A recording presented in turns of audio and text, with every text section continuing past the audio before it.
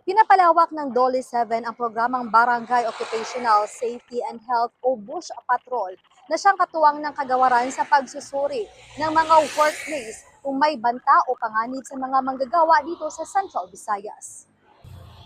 Bilang bahagi ng layunin na zero accident sa mga workplace, mula Enero hanggang Abril ngayong taon, umabot na sa 44 ang nasawi. Kabilang na rito ang 36 na namatay sa Binaliw Landfill Trash Line.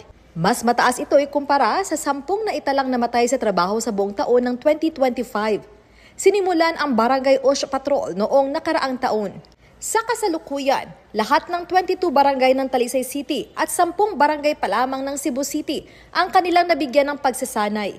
Target nilang isunod ngayong taon ang iba pang mga barangay ng Cebu City, Mandaue City, Lapu-Lapu City at sa lalawigan ng Bohol. Bahagi ito ng mga programa ng DOLE 7 kaugnay ng pagdiriwang sa April 28 ng World Day for Safety and Health at Work. Basic role is to identify during their walkthrough sa ilang barangay.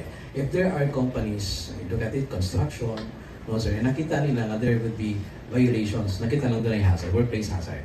That's one.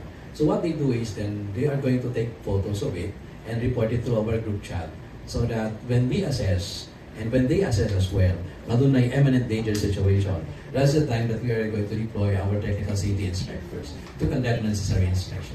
So their role is primarily to be our lookout, sir, sa kanilang mga situation. Para sa GMA News, ako si Fe Marie Dumabok.